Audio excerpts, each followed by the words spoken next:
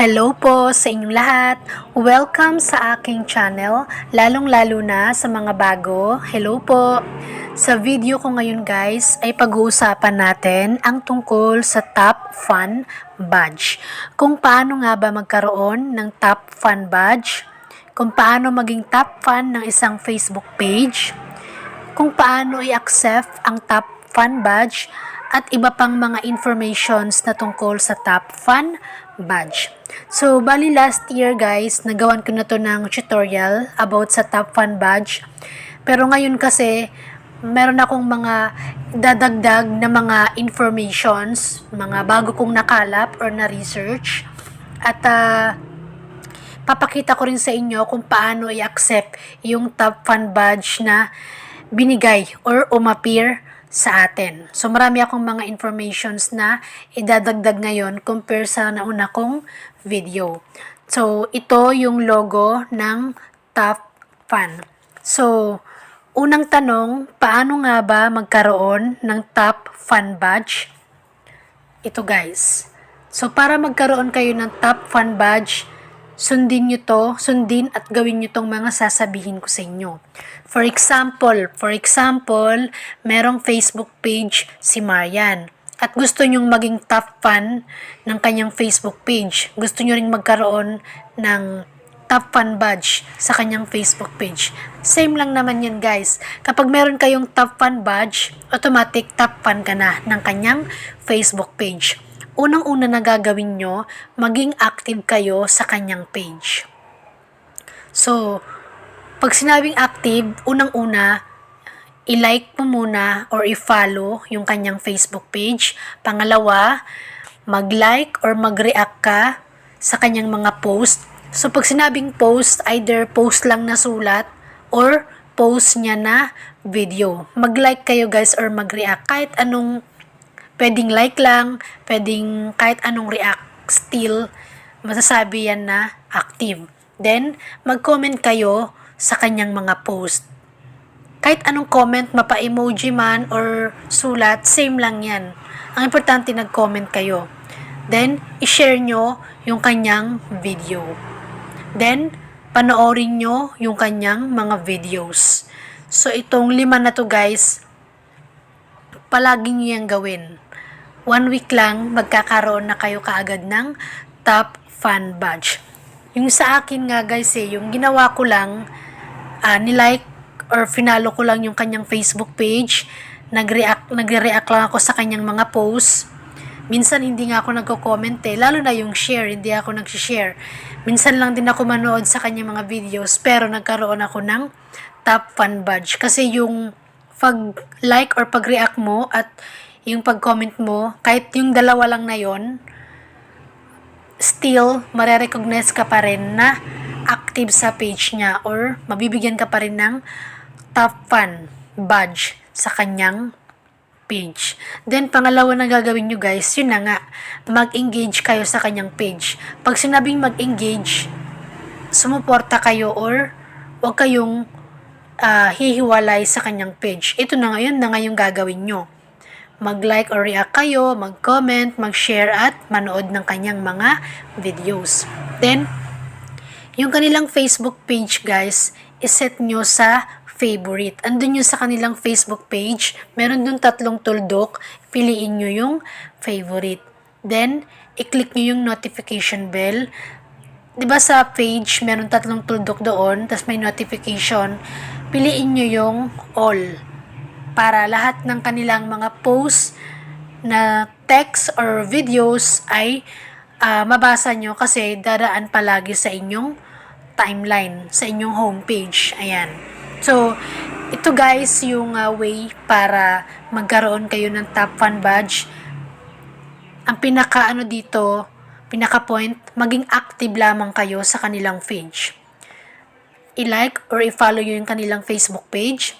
Mag-like or mag-react kayo sa kanilang mga post, mag-comment kayo sa kanilang mga post, i-share nyo yung kanilang mga post, at panoorin nyo yung kanilang mga videos. 1 week lang guys, magkakaroon na kayo kaagad ng Top Fan Badge. So, yan yung sagot sa kung paano magkaroon ng top fan badge at kung paano maging top fan ng isang Facebook page. Ito pa yung next. Ito yung ibang mga informations guys na tungkol sa top fan badge. So, una, nakatrack o nakikita nila sa about ang mga active fans. So, yung mga, kumbaga yung mga score, kumbaga may mga kanya-kanyang score yan, bawat tao. May mga nakikita nila doon sa settings ng kanilang Facebook page kung sino-sino yung mga active doon. Meron yung tinatawag na top 10, top fan. May mga top 10. Yung top 10 na yun, yung mga talagang top 10 na active sa kanilang Facebook page. So, dun sa kanilang settings guys sa Facebook page, nakikita nila yan guys kung sino yung nakikita or natatrack nila yan kung sino yung mga active sa kanilang Facebook page.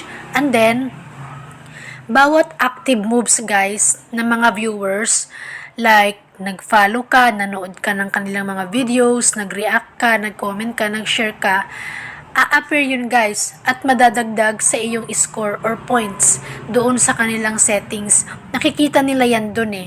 Andun nakikita, natatrack nila yan doon na ikaw Maria, palaki ng palaki yung score mo. Tapos si ano naman, si Juan, pababa ng pababa. Kasi minsan na lang siya manood, minsan na lang siya mag-like, ganun. Nakikita nila yan dun guys, kaya huwag niyong isipin na palagi kayong nagla-like, nagko-comment, nanonood, tapos hindi pa rin kayo nabibigyan ng badge. So, ibig sabihin lang nun, mas maging active ka pa. Kasi hindi pa sapat yung nagawa mo. Kasi walang daya yan guys eh. Si Facebook mismo yung nagbibigay ng top fan, kung sino yung magiging top fan ng Facebook page na yan. Then, weekly, nag-update si Facebook para sa mga top engagers. So, weekly guys, yung pag-update ng mga bagong top fan. Halimbawa, sa week na ito, active si Maria. Sa week na ito, active si Maria, kaya sa week na ito, nabigyan siya ng top fan badge at top fan siya. Every time na nagko-comment siya, may top fan na nakalagay. Ngayon, next week, hindi na siya naging active. Hindi na siya nanonood, hindi na siya nagko-comment, minsan na lang siya mag-react. Malaki yung posibilidad guys na next week, mawawala na yung kanyang top fan, yung kanyang badge na top fan, mawawala na yan kasi hindi na siya active eh. Yung pag-update ng top fan badge every week silang nag-update guys para malaman nila kung sino yung palaging active. So kung ilang buwan na palagi kang may top fan, ibig sabihin palagi kang active sa Facebook page na yan. Tulad ko, may times na may top fan badge ako sa Facebook page na yan. Tapos may mga times na sa dahil busy tayo, hindi na tayo nakakasubaybay sa Facebook page na yun, nawawala na guys yung top fan ko. Kasi natanggal na ako dun sa listahan ng top fan kasi hindi na nga ako naging active. So ito na nga yung huli.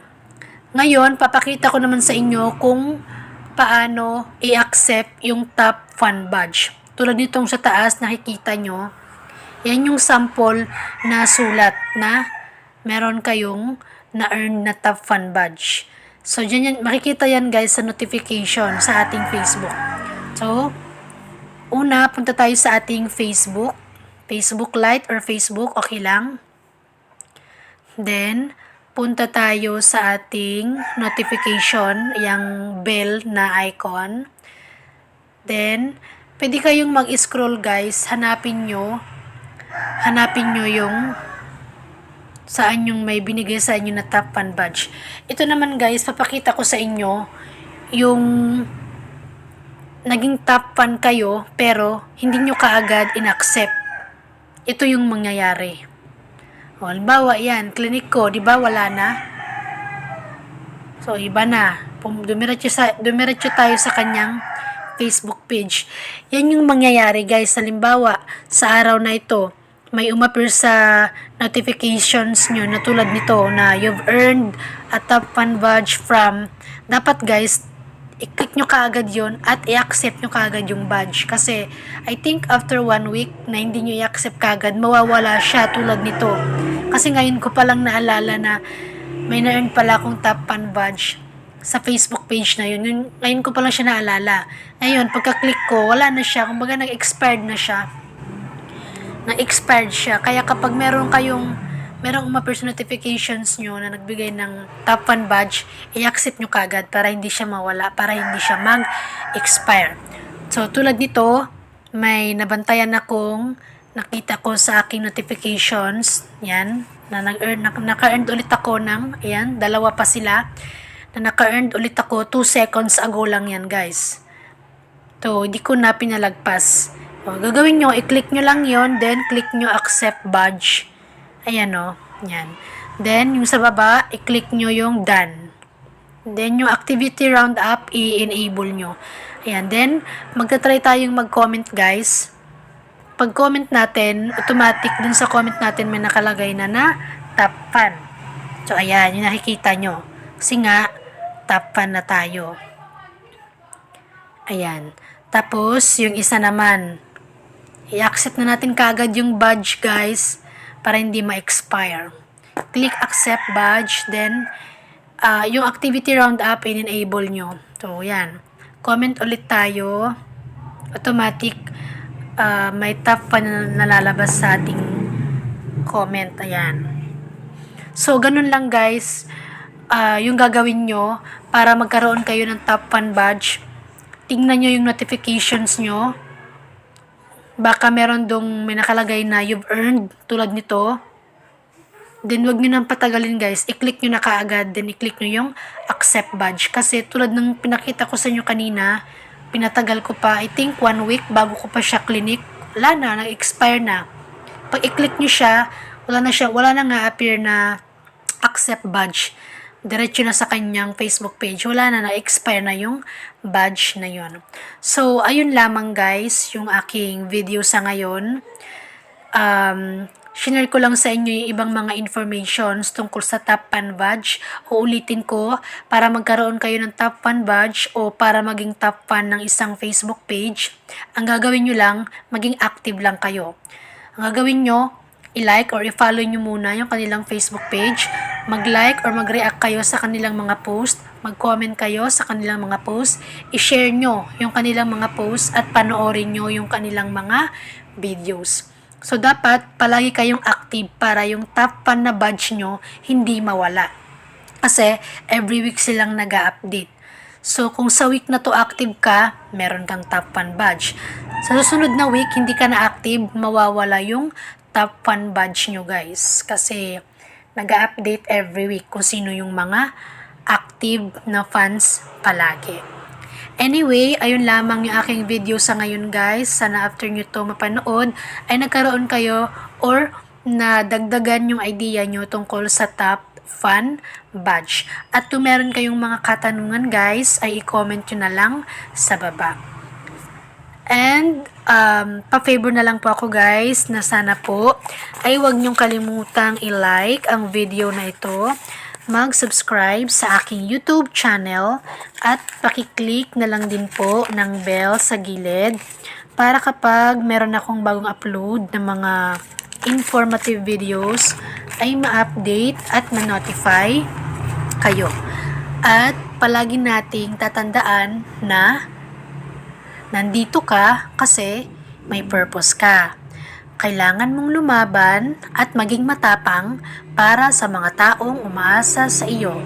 So if things are overwhelming, mag-pause ka muna for a while and recalibrate.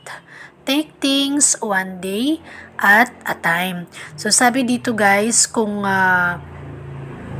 yung mga bagay-bagay daw sa paligid mo ay nag-uumapaw, like ang dami mong gustong gawin or gustong trabahuin pero naguguluhan ka, kung ano yung uunahin mo, mag-pause ka muna for a while. And then, inhale, exhale, and then, isipin mo munang mabuti kung ano nga ba yung mas priority na dapat unahin. Kung ano yung mas dapat unahin, yun yung unahin mong gawin, guys, para hindi ka maguluhan. Then, one at a time lang, kasi kahit mabagal, kung tinatrabaho mo naman, matatapos din naman yan. Okay? Ayun lamang yung aking video sa ngayon. Maraming salamat sa panonood. God bless!